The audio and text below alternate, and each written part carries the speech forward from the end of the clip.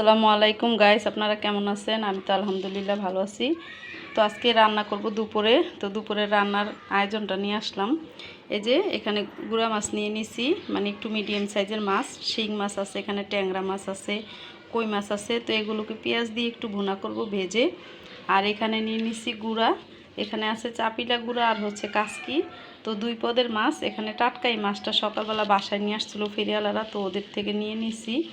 তো আমার মা একটু গুঁড়া মাছ পছন্দ করে, তো বলতেছিল ওই গুঁড়া মাছটা খাবে। তো আমার আম্মা এই বাসা থেকে নিয়ে আমাকে বলতেছে মাছটাকে একটু সুন্দর করে আলু দিয়ে চড়চড়া করে দিতে। তো ভাবতেছি কাঁচামরিচ দিয়ে একটু ঝাল ঝাল করে দিব। আম্মা আমার হাতের রান্নাটা খুব পছন্দ করে, সেজন্য আজকে ভাবলাম যে একটু আলু দিয়ে একটু ঝোল ঝোল করবো আর কি। তো চড়চড়া করলে হচ্ছে শুকিয়ে যাবে, তো আলু দিয়ে হালকা একটু ঝোল করব, আম্মু সেভাবেই পছন্দ করে। আর একটু কাঁচামরিচ দিব, ঝাল ঝাল করে রান্না করব। সাথে ছোট ছোট দুইটা চেরি টমেটো ফ্রিজ থেকে বের করে নিয়েছি, দিয়ে দিব। আর এখানে হচ্ছে কালকে ভাজাভাজি করছিলাম, পেঁয়াজু বানাইছিলাম রাত্রে, তো সেই তেলটা আছে, সেটা দিয়েই এটা রান্না করে নিব। গুঁড়া মাছটা রান্না করব। তো মাছটাকে একদম মেখে জুকে সুন্দর করে মশলা দিয়ে বসিয়ে দিব।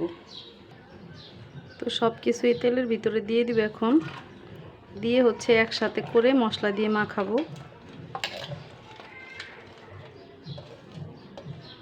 গুঁড়া মাছ এইভাবে রান্না করলে কিন্তু অনেক মজা লাগে। আপনি আলু ছাড়াও করতে পারেন, আলুটা দিলে একটু ভালো লাগে, সেজন্য আলু দিয়ে দিব।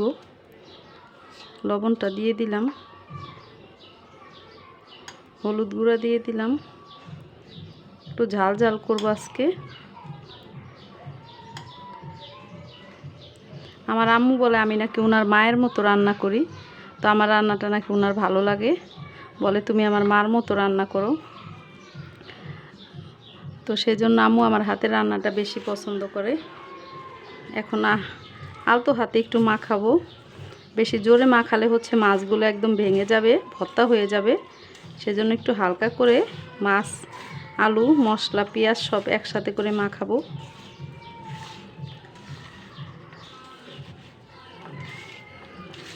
বাচ্চাদের জন্য রাত্রে ডিম ভেজে দিব, ওরা ডিমটাই পছন্দ করে। তো বলতেছিল ডিমটা ভুনা করব ভাবছিলাম, তো ওরা ভাজা ডিমটা পছন্দ করে বেশি, সেজন্য ওদেরকে ভেজে দিব। আর ওদিকে আম দিয়ে ডাল বসিয়ে দিছি। গরমের দিন এখন আম দিয়ে ডালটাই বেশি মজা হয়।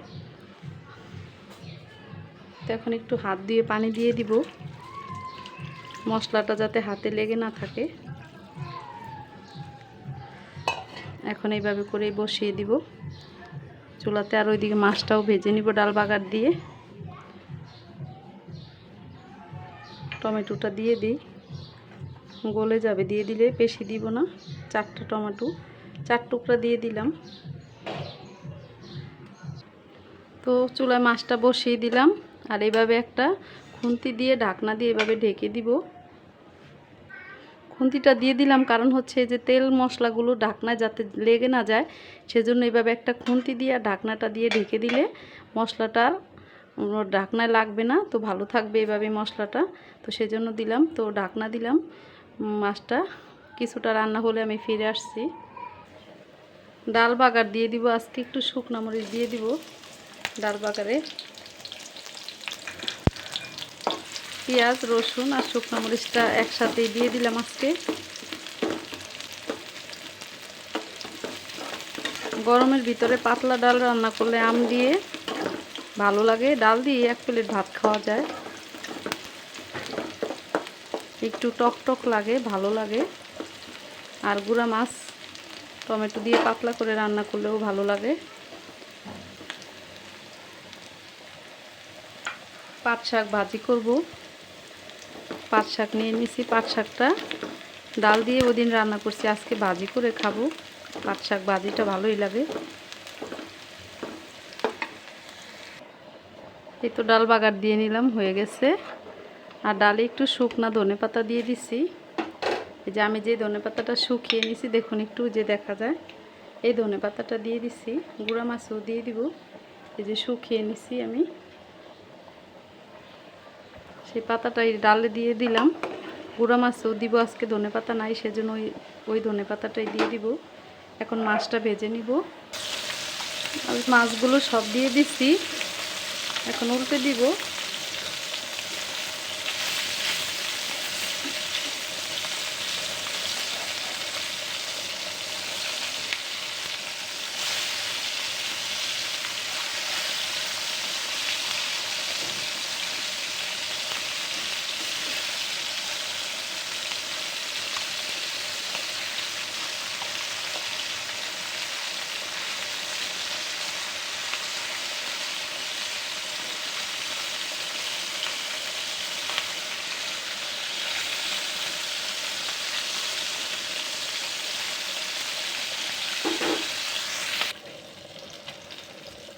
গুঁড়া মাছটা হয়ে গেছে।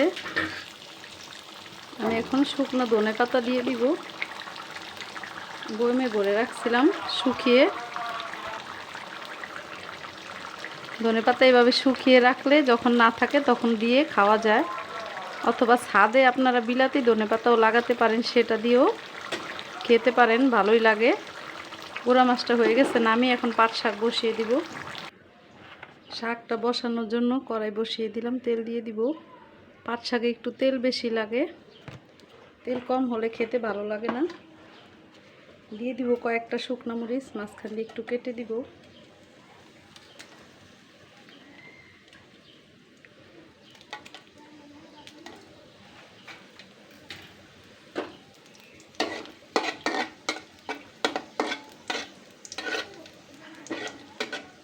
একটু ভেজে তারপরে পেঁয়াজ, কাঁচামরিচ, রসুনগুলো দিয়ে দিব। এখানে কাঁচামরিচ, পেঁয়াজ, রসুন সব কিছু নিয়ে নিছি।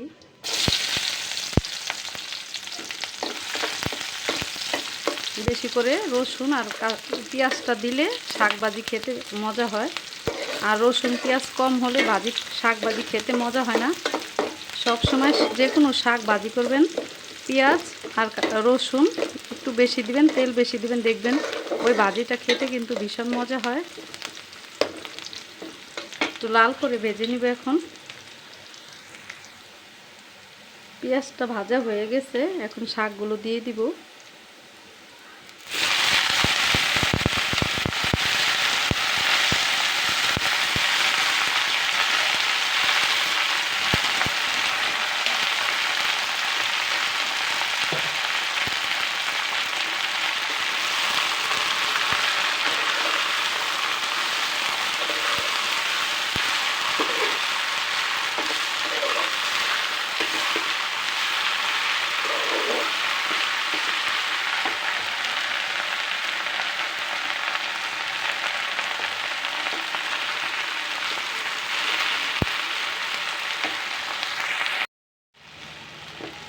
শাক ভাজিটা হয়ে গেছে, দেখুন একদম মিশে অল্প একটু হয়ে গেছে।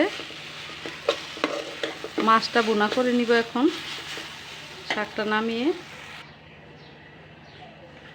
শাকটা নামিয়ে কড়াই বসিয়ে দিলাম।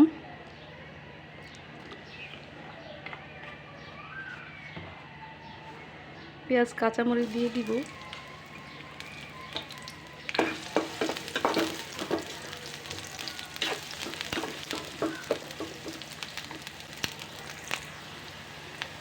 পেঁয়াজটা ভেজে নিলাম, হলুদের গুঁড়া দিয়ে দিলাম, মরিচের গুঁড়া দিয়ে দিলাম। তো ঝালটা একটু কম দিব।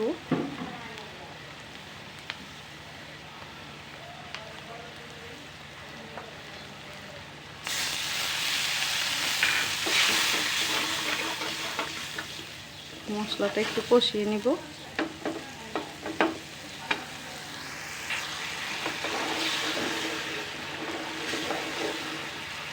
মশলাটা কষানো হয়ে গেছে, মাছগুলো দিয়ে দিব।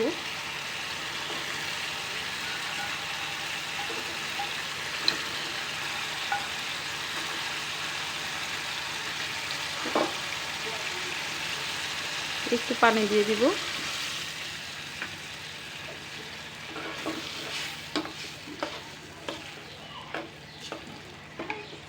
আর একটু পানি দিব।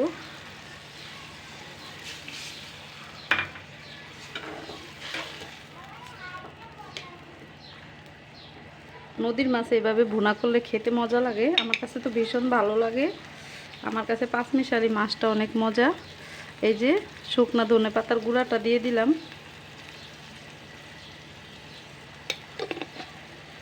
কাচের বয়মে এভাবে ভরে রাখলে ভালো থাকে, মুচমুচে থাকে ধনেপাতাটা। তো আমার মাছের ভুনাটা হয়ে গেছে। ভিডিওটা কেমন লাগলো কমেন্ট করে জানাবেন। ভালো লাগলে ভিডিওটা শেয়ার করে দিবেন, লাইক দিবেন, সাবস্ক্রাইব দিবেন, আর পেজে দেখে থাকলে ফলো দিয়ে লাইক দিয়ে সাথেই থাকবেন। তো সবাই ভালো থাকবেন। আল্লাহ হাফেজ।